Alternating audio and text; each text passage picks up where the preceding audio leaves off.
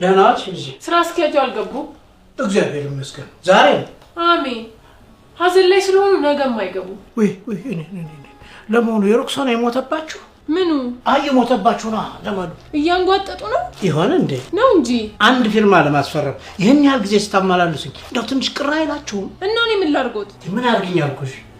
ምን ሊያደርጉኝ አስበው ነበር? እኔማ ላስፈርም አስቤ ነበር።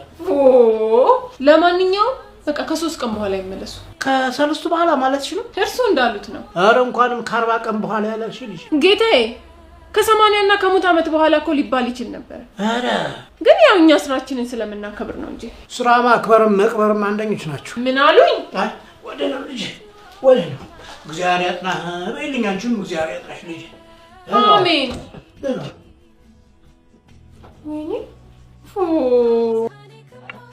እኔ የምለው የት ደረጃ በእግሬ እንደዛ ስወጣ ምን አለ ስራ አስኪያጁ አልገቡም አትለኝም ነበር?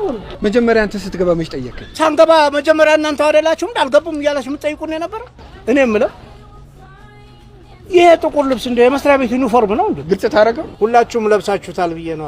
እና ላንተ የሚሰፋለ እንደናንተ ዘመድ ሲሞትብኝ አይሻልም? ምን አልገባኝም። እኔም ስላልገባኝ እኮ ነው። ምኑ? ይሄ መስሪያ ቤት ነው ወይስ ዘመድ ቤት ነው ብዬ ነው። ምን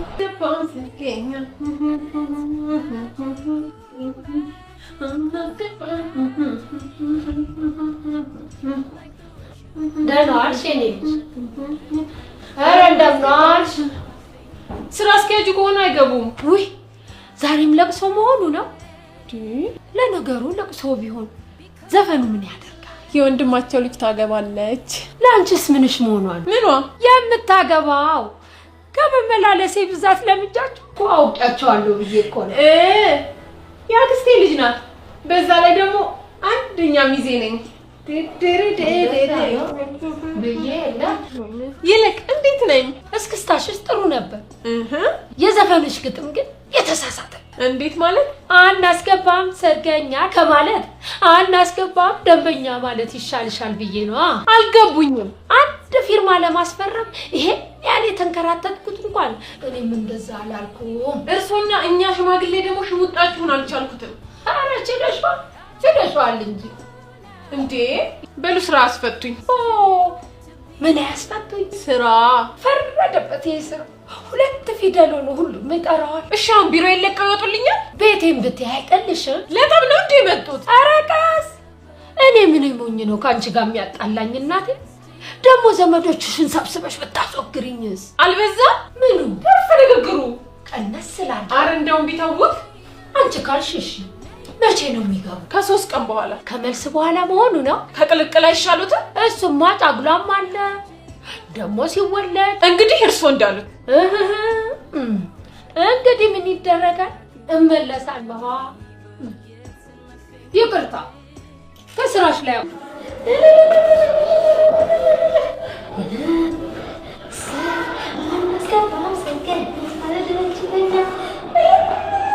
አቤታችን ቀይ ማላቂያስ ይጋታለሁ እንጂ ለአንድ ፊርማ ስመላለስ እንደው ቤተሰብ ሆንኩ አይደለም እንዴ? ይቅርታ የኔ ልጅ። አቤት ማዘር እየፈለጉኝ? የዋናው መስሪያ ቤት ቢሮ እዚህ አካባቢ ነው ሲባል ሰምቼ ነበር። ከዚህ ህንጻ እንደወጡ ፊት ለፊት የትራፊክ መብራት አለ አይደለ? ይኖራል። እሱ ፊት ለፊት ያለው ህንጻ ነው። እሺ አመሰግናለሁ። ኧረ ንቀት ጽዳት ናት ብለው መናቃቸው ነው። እኔማ አቅሜን ነው ማሳያቸው። ቆይ ማዘር ወይ ይቅርታ መለስኩት። ዋናው መስሪያ ቤት ከሄዱ በዛው ላባዬ መልእክት ያደርሱልኛል። አባዬ ደግሞ ማን ነው? ዋናዋ ስራ አስኪያጅ ናታ። እሺ ስልክሽን በሞክረው አልሰራም አለኝ እና የማርትዬ ሰርግ እኮ እየደረሰ ነው። ምን ነው ያንን ሰጥሻል ያልሽኝን ቀሚስ ረሳሽው ወይ ይበሉልኝ። እሷም ዘመድ ናት።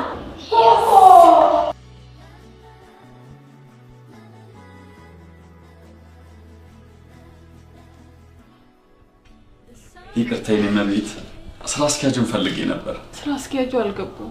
ትናንትና በቅልቅል ሰበብ መጠጥ ቀላቅለው ስለጠጡ ታመው ተኝተዋል። እና መቼ የሚነሱ ይመስልሻል? በዚህ ሁኔታቸው እንኳን መቼም የሚነሱ አይመስለኝም። አንተ ግን በሰላም ነጋል እና ሳይነጋል እዚህ ቆሜ ታየኛለሽ እንዴ?